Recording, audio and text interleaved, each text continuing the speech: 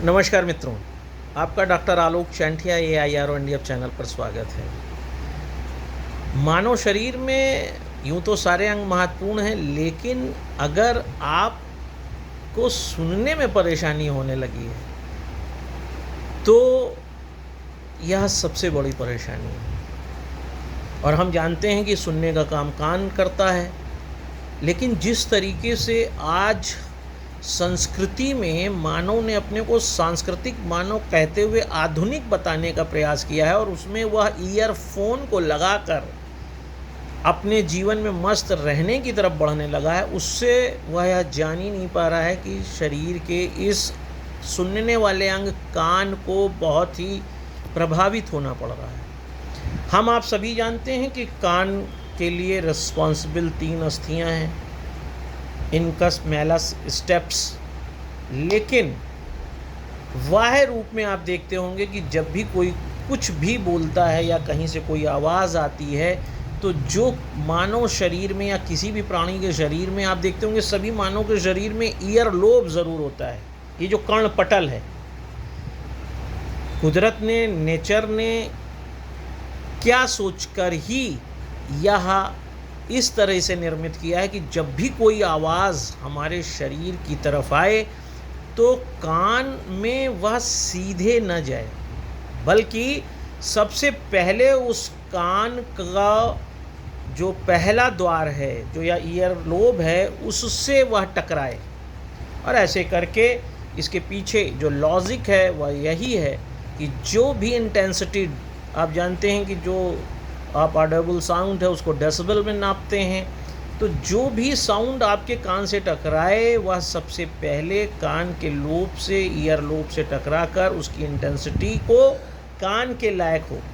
फिर उसके बाद यह जो आवाज़ है यह कान में प्रवेश करके मध्य कर्ण या मिडिल ईयर में पहुंचती है, जहां पर उससे एक, जिसे आप कान का पर्दा कहते हैं, वह मिलता है। और कान के पर्दे से जब वह ईयर ड्रम से जब वह साउंड टकराती है तो ईयर ड्रम में आवाज़ होगी, ड्रम में टकराने के कारण वह इस तरह से वाइब्रेट करेगा।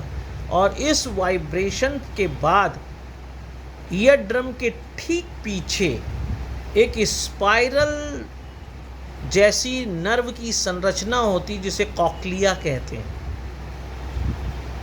और यह स्पाइरल संरचना जिसे आप कॉक्लिया कहते हैं, यह जब उस ईयर ड्रम पे साउंड पड़ती है तो यह कॉक्लिया की नर्व भी फूलती पिचकती है। और यह फूलती पिचकती सोडियम और पोटेशियम के कारण है। जब यह अंदर की तरफ नर्व दबती है तो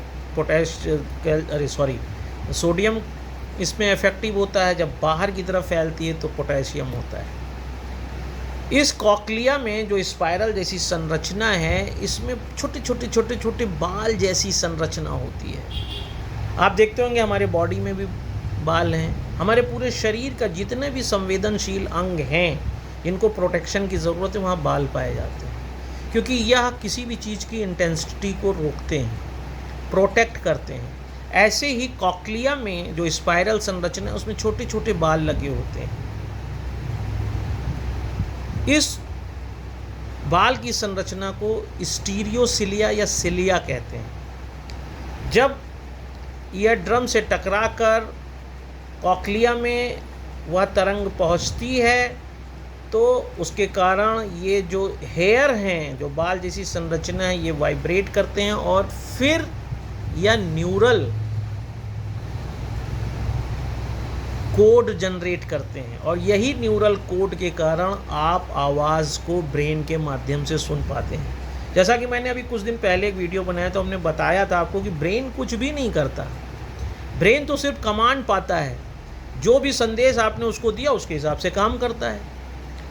अब अगर ईयर लोब से ईयर ड्रम और फिर कॉक्लिया और कॉक्लिया से सिलिया और सिलिया के बाद न्यूरल कोड तक की स्थितियां डिस्टर्ब हो जाएंगी तो ब्रेन हेयरिंग की जो टेंडेंसी आपकी है वह इफेक्टेड कर देगा।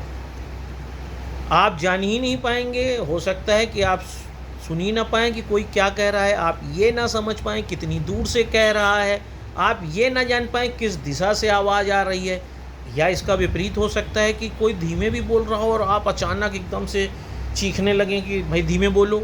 आप हेयरिंग के लिए ओवर सेंसिटिव हो जाएं, हर बात के लिए ओवर सेंसिटिव हो जाएं, क्योंकि आपको सुनना ही नहीं अच्छा लगता है।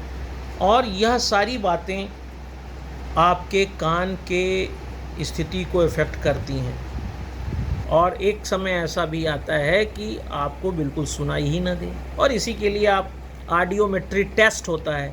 अगर ऑडियोमेट्री टेस्ट में ख़ास तौर से अगर यह जो हेयर हैं जिसको मैंने आपको बताया स्टीरियोसिलिया हैं, अगर यह टेस्ट होता है और इसमें केवल 30 या 35% तक ही डैमेज है तो कोई दिक्कत नहीं है। लेकिन अगर आपने अपने जीवन की अनियमितताएं और लापरवाही के चलते ऐसी स्थिति किया है कि यह सिलिया नष्ट हो गए हैं, तो फिर डेफनेस से आपको कोई नहीं बचा सकता और उसका कोई इलाज भी नहीं हो सकता।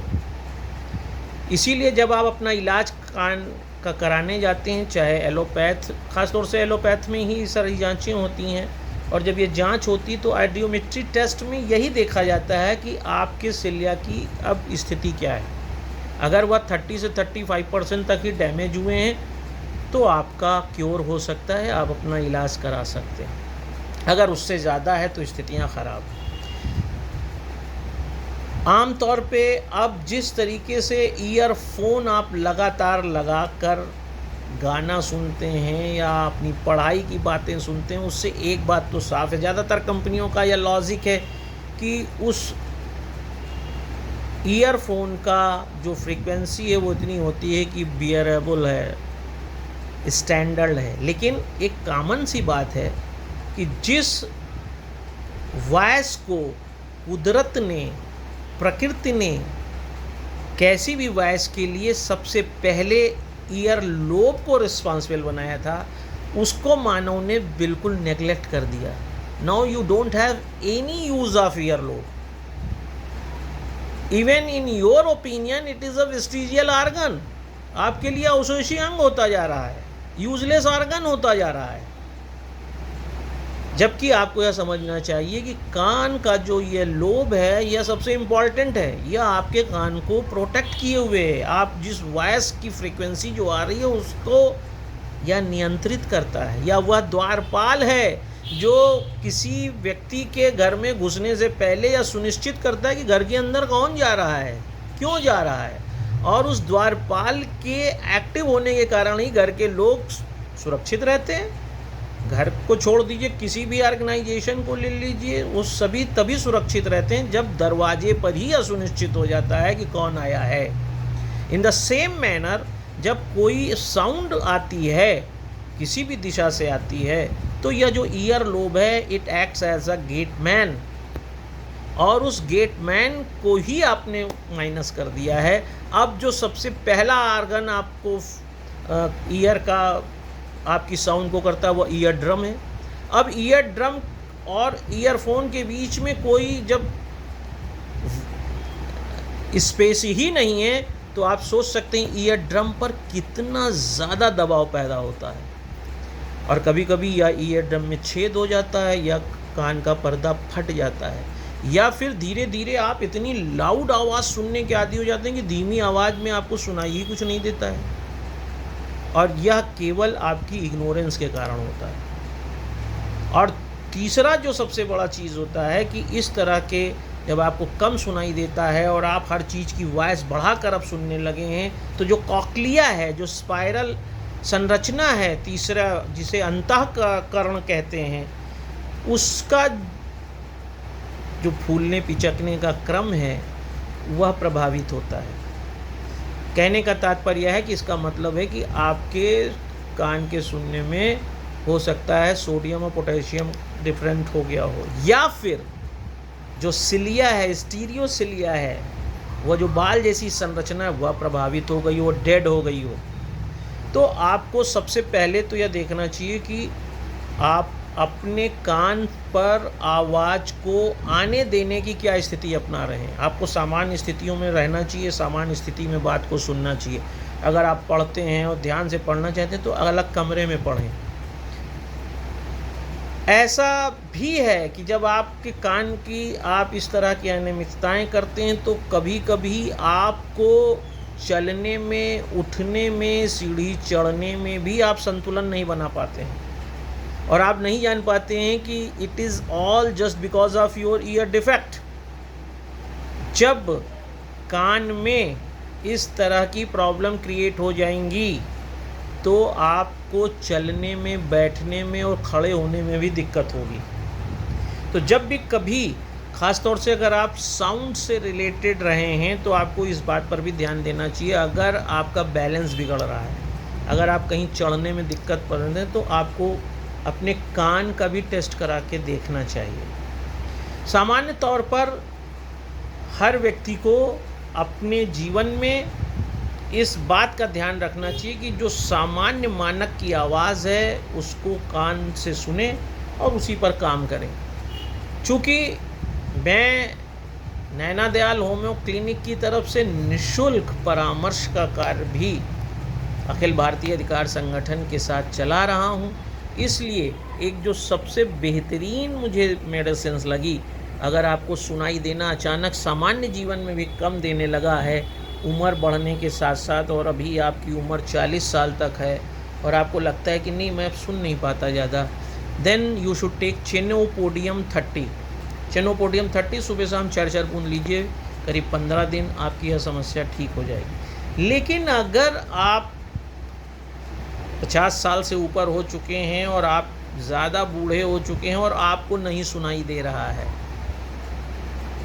देन आपको एक दूसरी दवा मर्कडल, बल्कि मर्कडलसिस है, मर्कडलसिस 30 में लेना चाहिए। बुजुर्गों के लिए जो कान से कम सुनाई देता है, it is the best one medicine for deafness. उस दवा को सुबह शाम 4 बूंद करीब 3 महीना लेने पर बुज़ुर्गों को इससे बहुत ज़्यादा फ़ायदा होता है। ये भी हो सकता है कि आप आवाज़ के लिए सेंसिटिव बहुत हो गए हों। हर आदमी से कहते हो भाई धीमे बोलो, ज़्यादा तेज़ मत बोलो, जबकि वो आदमी धीमे बोल रहा है। इसका मतलब है अगर ऐसा हो रहा है और आप इरिटेट हो जा रहे हैं आवाज़ सुनकर, तो आप समझ लीजिए कि जो आपका कॉक्लिया है वो स्पाइरल है, उसमें सोडियम या पोटेशियम की कमी है और ऐसी स्थिति में आपको होम्योपैथ की कोई सोडियम या पोटेशियम की मेडिसिन लेना चाहिए। कोई भी मेडिसिन जिसमें सोडियम हो, जिसमें पोटेशियम हो, चाहे आप नेट्रम्यूर 30 ले लें, चाहे नेट्रम सल्फ ले लें, या फिर आप कालीम्यूर ले लें। ये सारी दवाएं आपके इस इरिटेशन को, कि आवाज़ सामान्य होते हुए भी आप ओवर सेंसिटिव हैं उस आवाज़ के लिए, तो आपको यह बहुत बेहतरीन दवा है। लेकिन ये भी हो सकता है कि आपने बहुत ज़्यादा आवाज़ की फ्रीक्वेंसी बढ़ा रखी है, तो दोनों स्थितियाँ, या तो जन्मजात आपका कान का पर्दा फट गया है या बाद में कृत्रिम तरीके से फट गया। अगर ऐसी बात आती है तो ज़्यादातर एलोपैथ में इसका ऑपरेशन को सजेस्ट करते हैं। लेकिन होम्योपैथ में एक दवा ब्रायनिया है, ब्रायनिया 200 को आप हफ्ते में एक बार कम से कम 1 साल तक लें, तो जो कान का पर्दा है वह फिर से अपनी ओरिजिनल स्थिति में आ जाएगा। बट इट डजंट मीन कि आप कहें कि दवा तो ले ही रहे हैं इसलिए हम फिर से वही तेज़ आवाज़ सुन रहे हैं। आपको दूसरे सारे प्रिकॉशंस लेने हैं। लेकिन ब्रायनिया 200 से आपके जो कान का पर्दा जो है, जो फट गया है या छेद हो गया है, वह ठीक हो जाएगा। यही काम ट्यूबरकुलाइनम 200 भी करता है। आप सुनकर सोचेंगे कि ट्यूबरकुलाइनम तो मेन रूप से तपेदिक का है, टीबी की दवा है, but it is also a very good medicine for deafness, for ear drum. इसको भी आपको 200 की पोटेंसी में हफ्ते में एक बार लेना चाहिए अगर आपको ईयर ड्रम की प्रॉब्लम हो रही है। इसके अलावा कभी कभी ऐसा होता है कि कोई व्यक्ति जन्मजात ही सुन ही नहीं पाता है और ऐसा माना जाता है कि इसका कोई इलाज नहीं है। ऐसी स्थिति में अगर आपको लगता है कि कोई व्यक्ति अपने जन्म के समय से ही नहीं सुन पाता है, तो ऐसी स्थिति में रोडोडेंड्रॉन जो है वो कहने को हाइड्रोसील की दवा है, बहुत अच्छी मेडिसिन है उसकी। लेकिन उसके साथ साथ अगर आप रोडोडेंड्रॉन 200 लंबे समय तक लगातार खिलाएं तो जो व्यक्ति बिल्कुल नहीं सुन पाता है वह व्यक्ति भी, ख़ासतौर से बच्चे जो होते हैं जिनको सुनाई ही नहीं देता है, it acts very well on ear drum, cochlea, cilia, और एक लंबे समय के बाद आपको इसके अच्छे परिणाम मिलेंगे। कभी कभी कान बहने लगता है, कान से पस आने लगता है। अगर आपको कान से पस आ रहा है और पस सफ़ेद आ रहा है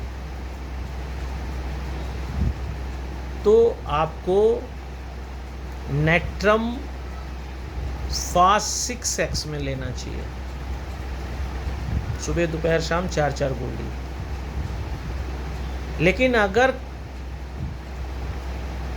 जो पस है या जिसको आप मवाद कहते हैं वह कुछ काला रंग को लेके आ रहा है तो आपको सेलेशिया 6x लेना चाहिए। लेकिन अगर पीला हो गया है तो ऐसे समय में आपको हिपरसेल्फ 30 में लेना चाहिए। और अगर हरा पस आ रहा है तो बोरैक्स 30 लेना चाहिए। और ये सारी दवाएं सुबह शाम आपको कम से कम 15 दिन लेनी चाहिए, तो जो पस आने का क्रम है वह बंद हो जाएगा। इसी के साथ साथ रिनिटिस एक प्रॉब्लम है जिसमें तरह तरह की आवाज़ आती है, उसकी भी मैंने अलग से उसका चूँकि वीडियो बनाया हुआ है इसलिए उसको बहुत डिस्कस नहीं कर रहा। वो भी एक गंभीर समस्या है और ख़ास तौर से यह समस्या ख़ास तौर से जो है किसी को शेर की आवाज़ सुनाई देती, किसी को मक्खी की भनभनाहट सुनाई देती, किसी को घंटी सुनाई देती, किसी को शेर चिल्लाने की आवाज़, इन सब का अलग अलग वो है। लेकिन इसका कारण ये है कि आपकी अनियमित दिनचर्या, आपका ज़्यादा से ज़्यादा लाउड आवाज़ को सुनना, ईयरफोन का इस्तेमाल करना, उसके लिए चूँकि अलग वीडियो है इसलिए मैं उसको इस पर डिस्कस नहीं कर रहा हूँ। लेकिन कान एक ऐसी समस्या है, अगर आप कान से नहीं सुन पा रहे हैं तो आप सड़क क्रॉस कर रहे हैं तो गंभीर समस्या पैदा कर सकता है। अगर आप किसी सुनने वाले प्रोफेशन में हैं, चाहे आप दुकानदार हैं, चाहे आप वकील हैं, चाहे आप डॉक्टर हैं, चाहे आप नेता हैं, तो यह एक समस्या पैदा कर देता है। कहने को कान की मशीनें आ गई हैं, सब है, लेकिन उसके बाद भी बहुत सी ऐसी स्थितियां होती हैं कि आप तब भी नहीं सुन पाते हैं।